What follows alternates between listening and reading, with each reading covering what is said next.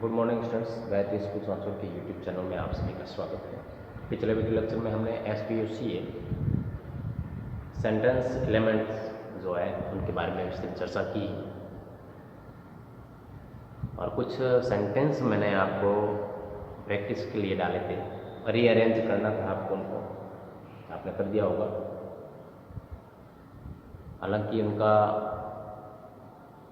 Photo जो है वो मेरे पास नहीं आया अभी तक, तो जिसने भी जो भी काम करते हो आप भेज दिया करें। तो इसी क्रम में ग्रामर में ही हम अब आज जो है इससे नेक्स्ट टॉपिक जो है आपका पैसिव वॉइस, बहुत ही महत्वपूर्ण टॉपिक है आपका। आगे वाली 5-6 क्लासों तक जो है वो आपकी ये चलने वाला है। 11वीं तक जो है वो ये टॉपिक एग्जाम में पूछा जाता है, चाहे वो हाफ ईयरली एग्ज़ाम हो या ईयरली एग्ज़ाम हो, सभी में पूछे जाते हैं ये। तो पैसिव वॉइस किस प्रकार से बनाए जाते हैं, पैसिव वॉइस होता क्या है, बनाने का तरीका, उनके बारे में हम आज शुरुआत से ही जो है वो सीखने का प्रयास करेंगे। तो सबसे पहले एक उदाहरण के माध्यम से पैसिव वॉइस के और एक्टिव वॉइस को जो है वो इनके अर्थ को, उनकी विशेषताओं को जो है वो समझने का प्रयास करेंगे। उसके बाद जो है वो हम कुछ नियम एक्टिव से पैसिव बनाने के और फिर कुछ उदाहरण, और उसके बाद अगर टाइम रहा तो मैं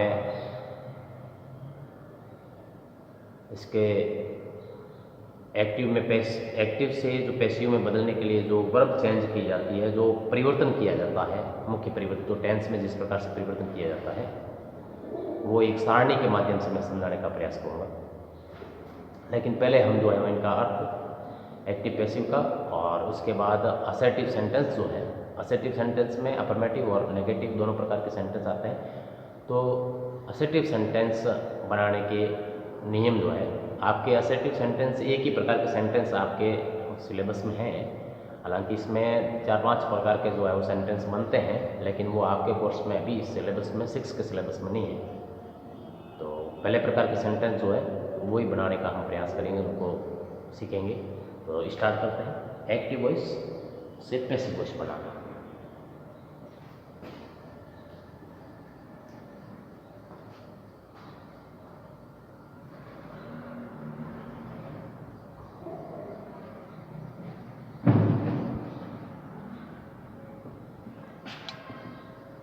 सबसे पहले एक्टिव वॉइस। एक्टिव वॉइस में आप देखिए, ही राइट्स अ लेटर, वह पत्र लिखता है, वह पत्र लिखता है, वह पत्र लिखता है, मतलब इसके द्वारा कार्य किया जा रहा है, इसके कार्य को प्रधानता दी जाती है। मतलब वह पत्र लिखता है, मतलब महत्व जो है इसमें इस चीज को दिया जा रहा है, इसको महत्व नहीं दिया जा रहा है। तो जिसमें सब्जेक्ट वाक्य का जो है वो महत्वपूर्ण होता है, उसको कहते हैं एक्टिव वॉइस। हिंदी में कहेंगे इसको कर्तवाची।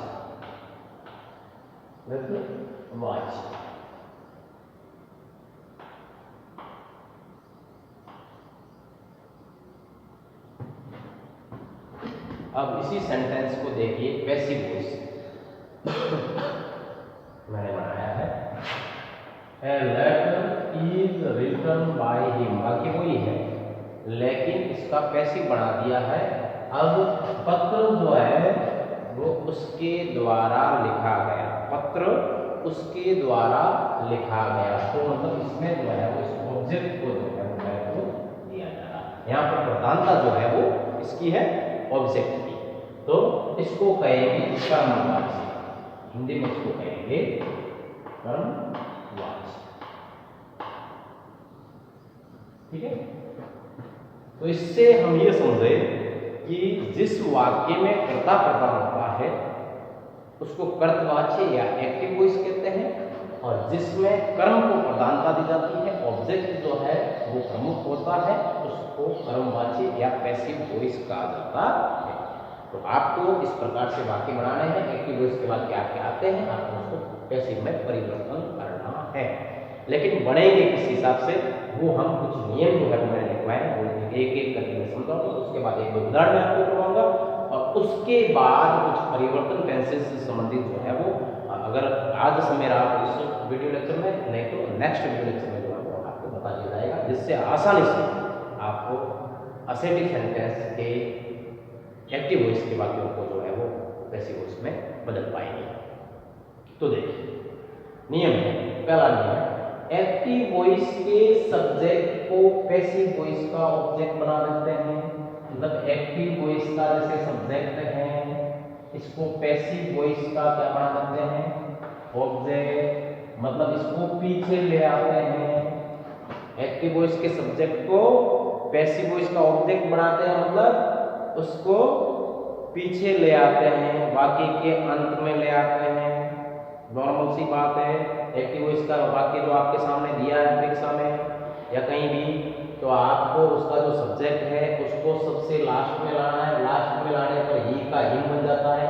अब आगे सब्जेक्टिव केस में क्या होता है, ऑब्जेक्टिव में किसका क्या बनता है, वो भी एक सारणी के माध्यम से आगे मेरा इसको समझाने का प्रयास रहेगा, इसलिए घबराने की कोई जरूरत नहीं है। ही का बन जाता है यहाँ पीछे लाने पर हिम, ठीक है। अब दूसरा मैंने ये नियम तो आपके हो गया, और इसमें एक और कहा है, एक्टिव वॉइस के सब्जेक्ट को पैसिव वॉइस का ऑब्जेक्ट बना देते हैं, जैसे ये बना दिया, ठीक है। फिर लिखा है उससे पहले, मतलब जो आपने ऑब्जेक्ट बनाया है, पीछे लाए हो जिसको, उससे पहले आपको प्रीपोजिशन बाय लगाना है, मतलब बाय जोड़ना है, बी वाई, उससे पहले जहां आपने ऑब्जेक्ट का उससे पहले आप क्या जोड़ना है, बाय जोड़ना है, ठीक है।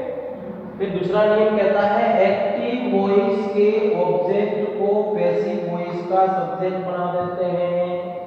मतलब ये ऑब्जेक्ट जो पीछे की ओर होता है एक्टिव वॉइस में पीछे की ओर जो कर्म होता है, ऑब्जेक्ट होता है, उसको पैसिव वॉइस में आगे की ओर लाते हैं। सीधी सी बात है, एक्टिव वॉइस का जो ऑब्जेक्ट है उसको पैसिव वॉइस में शुरुआत में ले आते हैं, तो उसका प्रथम लेटर जो होता है वो कैपिटल हो जाता है। इस बात का ध्यान रखना, जैसे मैंने यहाँ लाया है, इसी वाक्य को अपन समझ रहे हैं ताकि आपको समझने में आसानी हो, ठीक है। ये हो गया दूसरा नियम, यानी क्या किया है, एक्टिव वॉइस के सब्जेक्ट को पैसिव वॉइस का ऑब्जेक्ट बना दिया, पैसिव वॉइस एक्टिव वॉइस के ऑब्जेक्ट को पैसिव वॉइस का सब्जेक्ट बना दिया, मतलब दोनों को बदल दिया है। और उससे पहले ऑब्जेक्ट से पहले आपने रख दिया है बाय, ठीक है। उसके बाद पैसिव वॉइस के सब्जेक्ट के पर्सन,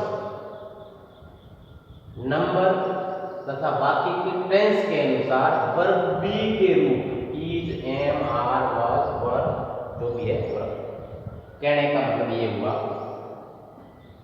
कि पैसिव वॉइस का जो सब्जेक्ट है इसका आपको देखना है कि ये कौन सा पर्सन है, फर्स्ट पर्सन है, सेकंड पर्सन है या थर्ड पर्सन है, एक तो देखना है ये, ठीक है।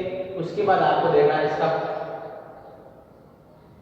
नंबर, एक वचन है कि बहुवचन है, क्योंकि आपको इसके बाद में जहां ये रख रहे हो उसके बाद में आपको वर्ब बी के रूप लेने हैं, और वर्ब बी के रूप होते हैं, मैं आपको यहां बता देता हूं, वर्ब बी के रूप होते हैं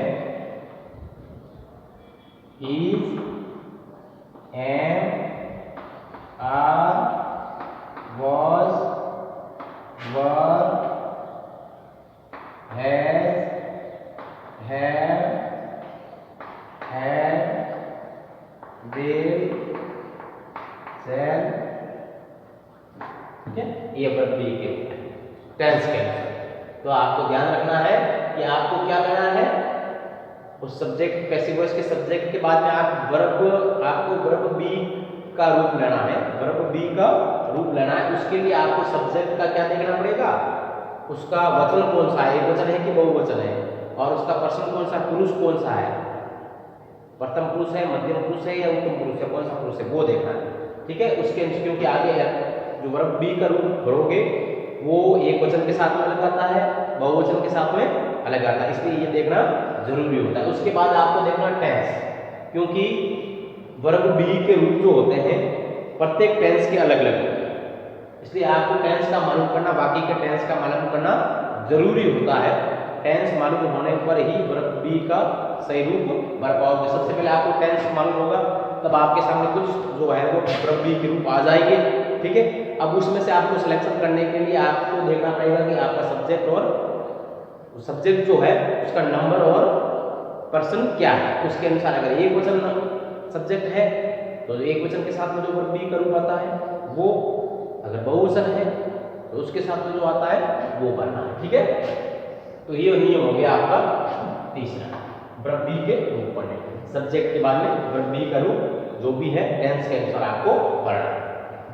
फिर है वर्ब बी का रूप जो आपने रखा है, उसके बाद में जो मुख्य क्रिया जो आपके एक्टिव वॉइस में दी है, एक्टिव वॉइस में जो मुख्य क्रिया जो भी दी हुई है उसका आपको थर्ड फॉर्म रखना है, उसका आपको थर्ड फॉर्म रखना है। पैसिव वॉइस में हमेशा वर्ब का थर्ड फॉर्म ही आता है।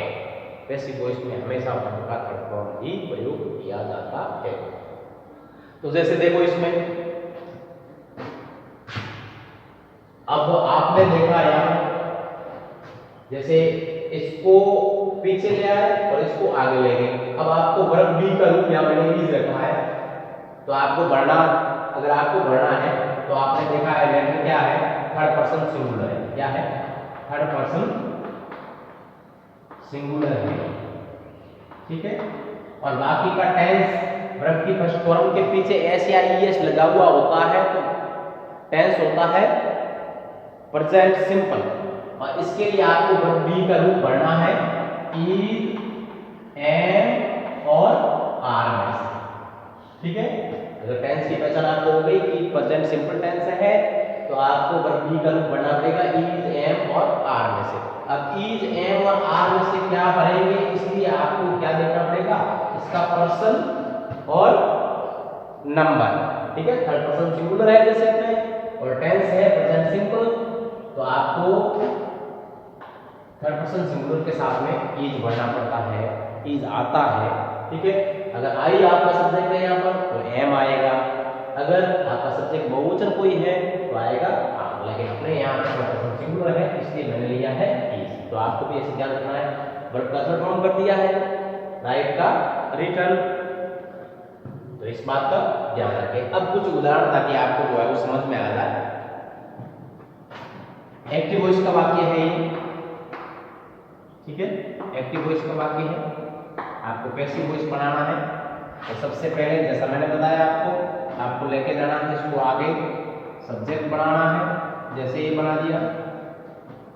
अब आपको देखना है वर्ब बी का रूप रखना है, तो वर्ब बी का कौन सा रूप आएगा, तो बाकी का टेंस देखो, वर्ब की फर्स्ट फॉर्म है और वर्ब की फर्स्ट फॉर्म आपको मालूम है एक ही टेंस में आती है, या तो आती है फ्यूचर में लेकिन उसके साथ में विल चल आता है, और अकेली वर्ब की फर्स्ट फॉर्म जो आती है वो आती है केवल प्रेजेंट सिंपल में। तो वर्ब की फर्स्ट फॉर्म दी हुई है मतलब प्रेजेंट सिंपल टेंस है, तो आपके वर्ब बी का रूप जो आपके सामने आएगा वो आएगा इज, एम और आर, ठीक है। तो यहाँ पर इज, एम, आर में से क्या लाएंगे, इसके लिए आपको सब्जेक्ट का नंबर और पर्सन देखना पड़ेगा। तो ये भी थर्ड पर्सन सिंगुलर सब्जेक्ट है तो इसके साथ में आएगा इज, ठीक है। वर्ब जो आपके पास में उसका थर्ड फॉर्म रखना है, और बाय आपको लगाना है, जो सब्जेक्ट आप पीछे रखने जा रहे हो उससे पहले आपको बाय रखना है। बस बन गया, ये हो गया पैसिव वॉइस। अब नेक्स्ट बात की है, जैसे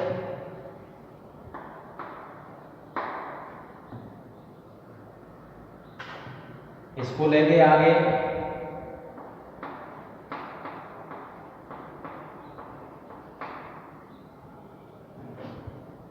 अब आपको वर्ब बी का रूप रखना है। तो वर्ब की सेकंड फॉर्म में मतलब टेंस है आपका पास्ट, और पास्ट टेंस में आता है वाज या वर। वर्ब बी का रूप कौन सा आता है, वाज या वर। तो वाज रखेंगे, वर रखेंगे, इसमें वापस इसको देखेंगे, इसका नंबर और पर्सन थर्ड पर्सन सिंगुलर है तो इसके साथ में आएगा was। वर्ब का थर्ड फॉर्म भी प्लेड का प्लेड ही होता है, और बाय आपकी तरफ से प्रीपोजिशन रखना है, उसको रखने से पहले और दे का यहाँ पर पीछे लाने पर बन जाएगा दैट। तो ये बन गया, ये आपके एक्टिव का वाक्य था और इसको बना दिया मैंने पैसिव में से। ठीक है, ये वर्ब बी के रूप है फॉर्म्स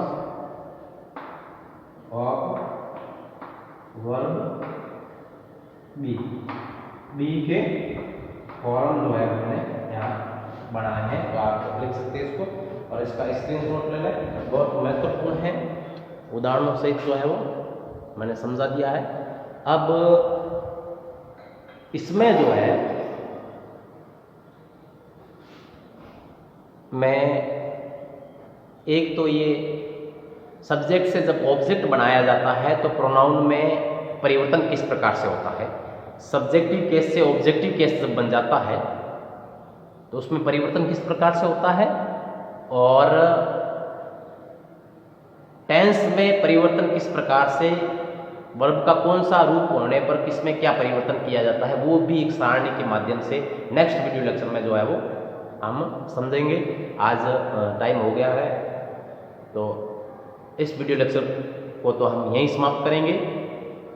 नेक्स्ट वीडियो लेक्चर में हम जो है वो सारणी और ये प्रोनाउन वाला जो है वो चेंजेस वो सीखेंगे और कुछ उदाहरण जो है वो इसके हम और करेंगे। तो इसके साथ ही आज का वीडियो लेक्चर जो है वो हम यहीं समाप्त कर रहे हैं। Thank you.